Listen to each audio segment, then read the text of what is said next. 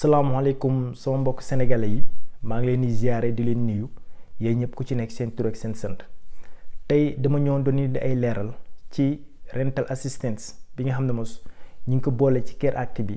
depuis le 27 mars 2020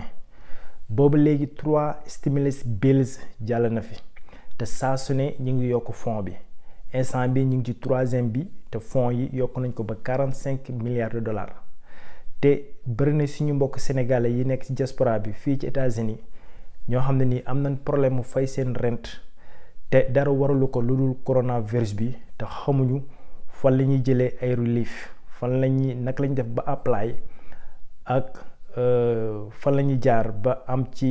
fonds yi nga xam ne mos ñu ngi koy dégg te pour rental assistance la tey danaa leen expliquer ñan ñoo eligible ak bu fekkee eligible nga naka ngay def ba apply.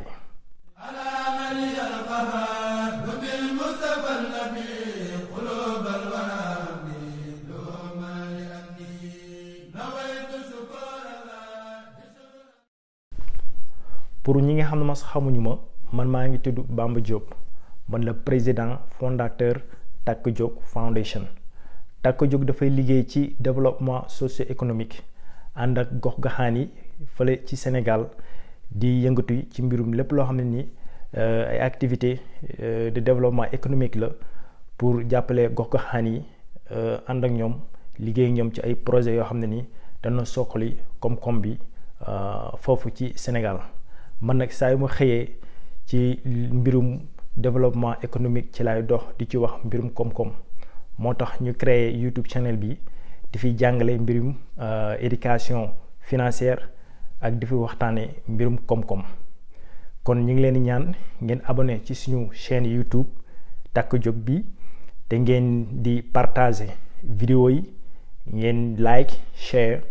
pour que information bi mën a jàll ci waa diaspora bi yépp ak fépp foo xam ne ni ab sénégalais mi ngi fa di fa yeewoo. bala ma ñëw ci rental assistance bi dama bëgg indi ay quelques updates ci PPP loan bi Sénat bi voté nañ depuis jeudi ba passé nañ pour ñu yokku deadline bi ba le 31 mai deadline bi mi ngi woon a expiré le 31 mars bi mais yàlla def na ne yokk nañ ko fii ak 2 mois kon maa ngi ñaan képp koo xam ne nii self employed nga wala independent contractor sole proprietorship wala business owner nga wala sooy liggéey fi ngay liggéey kenn embauché la fa comme employé yow 1099 ngay am man nga dem nga apply balaa muy jeex balaa fonds yi jeex wala balaa deadline bi di jeexaat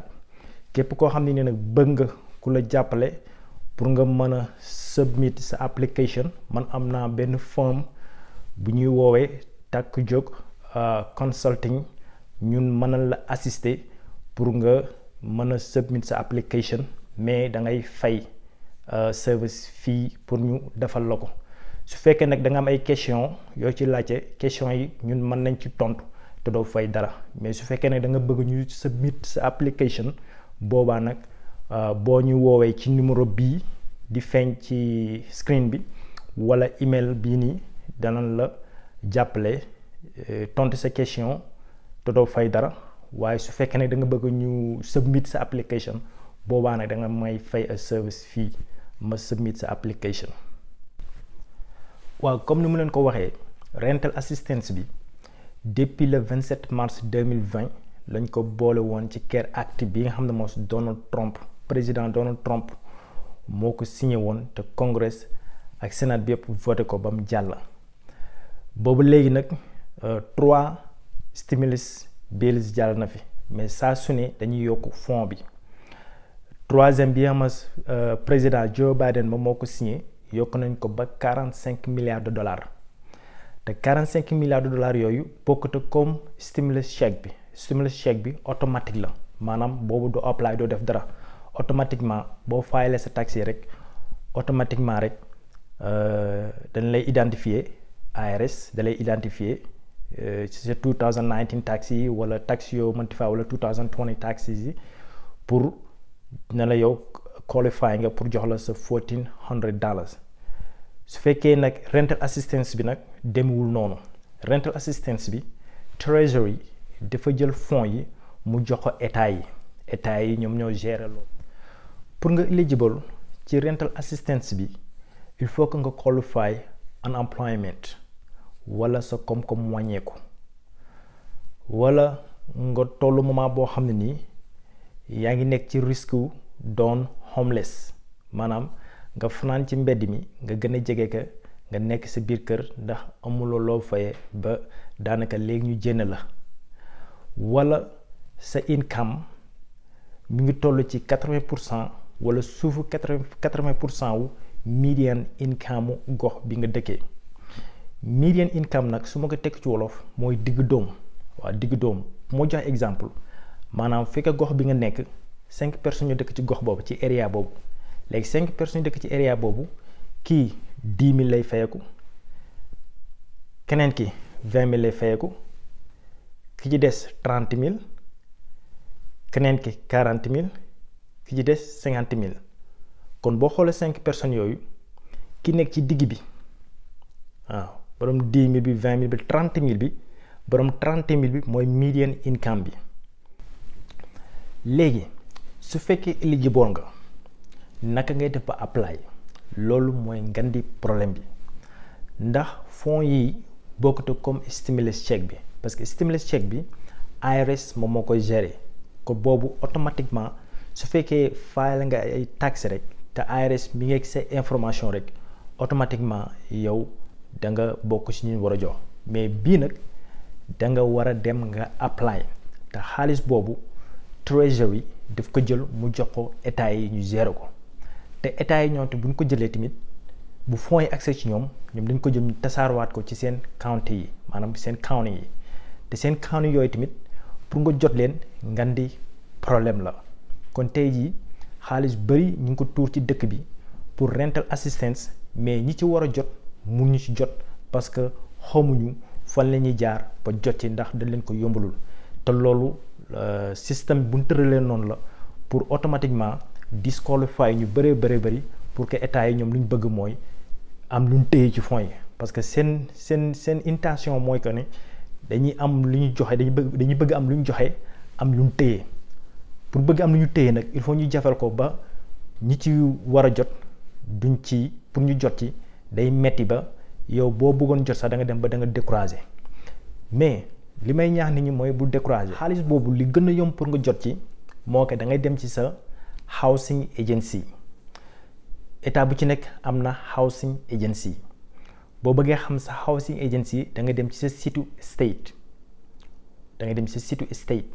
mais site state bi bu mu doon .com na doon .gov parce que bëri na ay scam yoo xam ne ni dana la envoyer ay email wala dana la envoyer ay texte wala da nga dugg ci internet bi Google nga tapé dara mu jënd la rental assistance defal la .com naan la dugal sa information pour ñu jàppale la te boobu fekk na boo dugalee sa information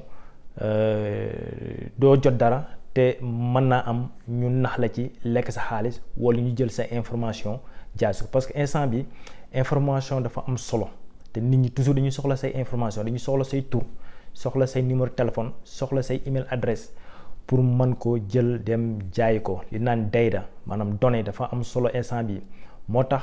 fépp fooy dem di fa dugal say tur ci lu jëm ci mbirum rental assistance wala lu jëm ci mbirum relief ci site gouvernement yi na doon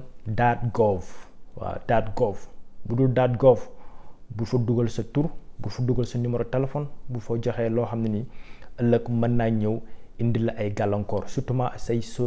social security number waaw demal ci sa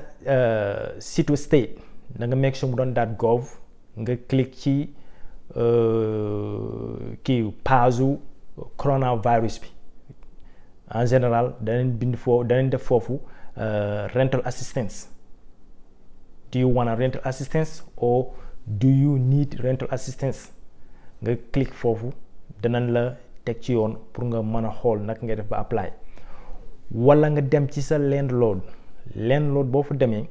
mën naa am mu jàppale la nga submit sa application wala mu tegle ci yoon maanaam jox la ay sources yoo xam ne ni boo ci jaaree wala ay ressources yoo xam ne boo ci jaaree mën naa am nga jot ci rental assistance boobu noonu. am na tamit ay community organizer yi maanaam boo demee sa koñ sa gox bi nga nekk ñàkkul na am na benn community organizer bu fa nekk boo xam ne nii ñoom tamit dañuy jóg di jàppale ñi nga xam ne mas dañu am problème mu fay seen rent. ñooñu boo jaar ci ñoom tamit dana la jàppale pour man la applyal programme bi nag man mënuma ci jàppale ñu bari parce que dafa doon programme boo xam ne ni comme que état yi lañ ko jox bu doon mbirum fédéral la kooku moom ñun mën nañ ci def ay recherche jàng ci liñ ci war a jàng ba mën ci jàppale ay doomu aadama mais comme que dafa doon loo xam ne ni dañ ko jël jox ko état yi ñu gérer ko te état yi bu ñu ko jël dañ ko joxaat seen county yi kon loolu maanaam te ku ci nekk ak say luwaa bopp ku ci nekk ni nga doxalee say mbir. kon loolu buñ ko bëggee boo def ko ay recherche bëgg ci jàppale nit ñi day metti moo tax li mu leen di conseillé rek mooy ku ci nekk état bi nga nekk demal ci sa state housing agency wala nga dem ci sa landlord wala ci sa community organizer so boobu ñoom dana la jàppale. dana am ay link yu ma def fii ci suuf vidéo yi link yooyu link bu ci nekk boo ko cliquer link boobu mën na la teg ci yoon ba nga mën a apply ci rental assistance bi.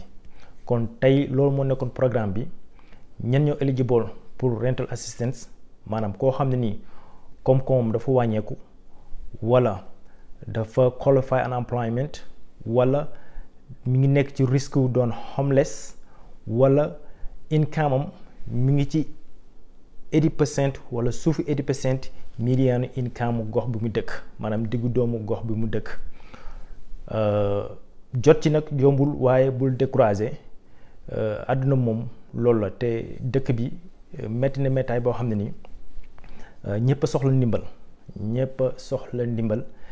te xaalis bi tuur nañ ko ci dëkk bi mais xaalis bi ni ko tuuree ci dëkk bi nag jot ci yombul ndax gars yi dañ ko yombulul te lu tax yombuluñ ko ñoom xam ne lu tax ñu def ko loolu la yoon di leen ziyaare bu baax di leen wax ne bu leen fàtte ngeen abonné suñu chaîne YouTube